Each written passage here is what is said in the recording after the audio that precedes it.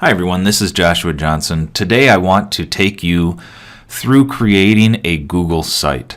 There's a lot of reasons that someone might want to create a website, and Google gives you the tools to create one that will be very easy to use and to share with friends, family, students, clients, whatever it is that you are trying to do. So let's get started. You can find Google Sites at sites.google.com. You'll notice that I'm logged into my Gmail account already. And at first, you might not have any. Here's a few sample sites that either people have shared with me or I have shared with other people. And today I want to create a new one. Now, the thing you're going to have to realize is that your site name can get kind of long. There are other ways, if you register your own domain name, that you can have it direct to this site, but that's beyond the scope of this video. You will need to make a site name that is unique, meaning that no one else in the world has it. So that can sometimes be kind of tough. I would not be able to find test site, for example. So I'm going to create one, and you'll notice this is going to be a long address, Joshua Johnson IDC test. You can create using a template, and there's a gallery with plenty of more templates. You can also decide on a theme and kind of start from scratch. Once you're ready, hit create.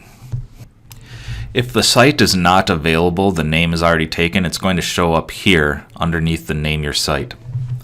My site, however, is available, so it's created a blank template for my site.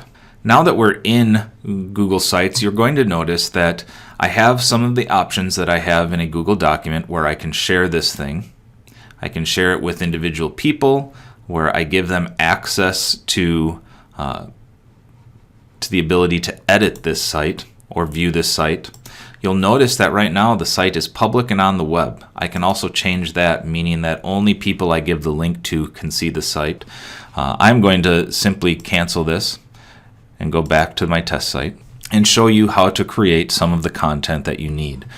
When I'm logged into my account, you're going to notice that we have the option to edit the page.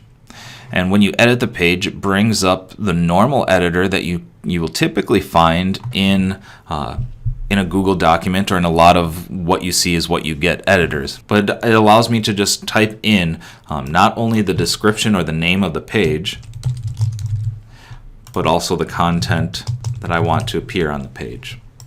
There's a lot of things that you can also add to a page. If you use the insert menu, you're going to notice that not only can you insert images and links to other pages, horizontal lines, you can add a Google +1 button. That's for someone to like it, and a whole bunch of other things that are really interesting. You can add documents right from your Google Drive. Here's an untitled document. I'll just select that and save that, and then it will put that document right in the Google Drive. There's also settings that you can change for how big you want this to be, what the title of it and all that stuff is going to be.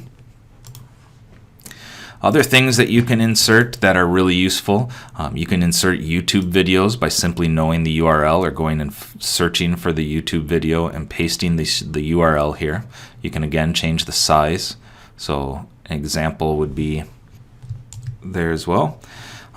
Decide how big you want this to be, what you want the title to be, and you can put the YouTube video right in there. You're not going to see the content right now because otherwise it would make this too slow as you're going through here. So that's adding content to the page. There's lots of other things you can do. The normal things about the format and layout are all here. With a website, you'll notice that you have the different layouts, like a 3-column website, and you'll be able to see the columns where you can go and add context or content to each of the columns. So whatever you want your website to look like. But typically your website is also going to need more pages over on the side, and you can change this as well. So I'm going to save what I'm working on over here. Now you'll notice here's what my page would look like to someone. Here's my untitled document. Here's my YouTube video. I can add and create pages using the little icon that's up here on the right hand side. So I'm going to create the page. You can use different types of pages. What we were working with before was a web page, and if you use the Learn More, it tells you a lot about those different pages. File cabinets are really interesting if you want to add a page that is just going to be almost like a folder full of resources that someone would be able to come and get. But you can look and see which kind of page is helpful for you.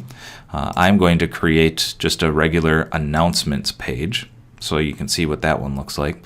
You can also decide where you want this to be. Being at the top level means it's the very top part of the site. I want this one to be underneath the home page. I'll show you what that means. So over here you're going to notice I have my home page, and then page 1 is underneath. It's almost a subcategory to it. When I create a page, it automatically adds it to my navigation over on the left hand part here. So let's go to page 1. Unlike a web page, this is an announcement page, which means I create a new post. Basically, I can put in the same kinds of information that I normally would, but it's going to appear a little bit differently. Unlike a lot of websites that might be more of just a static website, think of this new post as kind of a blog style, update news style page. And every time you create a new post, it will alert whoever has subscribed to that RSS feed. It will also display on this page the different posts that you have. So when I go to page 1 now, I see there was an entitled post. I can subscribe to it as well as go and read what that post was. So that's the difference with an announcement style page. Some other important things for you to know about a Google site is that on the top in this little cog menu, you have a lot of things that you can change. Perhaps you decided, I don't really like the page template that I chose before. It was an announcements, I really want it to be a web page. I can change those things after the fact, so I'm not bound to what I've done before. Probably the most important, edit the site layout. It gives you options to change how this whole site looks. For example, I can have a horizontal navigation where it shows basically breadcrumbs going across. It allows you to edit those things. I can make a custom footer that will show at the bottom of the site, and those things would be on the bottom of the page. I can change the site width. Since I have this horizontal navigation, I can turn on or off the sidebar, which is this part over here on the left. And again, I can edit these things as well. Deciding how wide I want this to be or which side of the page I want that to show up on. So there's a lot of things that you can do with the site layout. One more important thing to be able to do is also found in the Manage Site. On the Manage Site at the very bottom, you're going to notice the themes, colors, and fonts. This allows you to really kind of fine-tune the theme that you are using. For the headers, you can change the color. You can do a lot of different things to the content areas, everything else. So it gives you the ability to go through and kind of customize the theme that you're using, or even change your theme altogether. So again, once you have picked a theme, you don't necessarily have to be stuck with what you have picked. You can change those things as you're going along. Otherwise, you can clear all the customizations that you've done to a specific theme and go back to the default theme.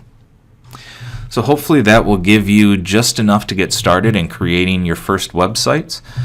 There's a lot of things that you can do. It's a very powerful tool, and there's a lot of customization available to you. So hopefully that's a good start for you. As always, thanks for watching.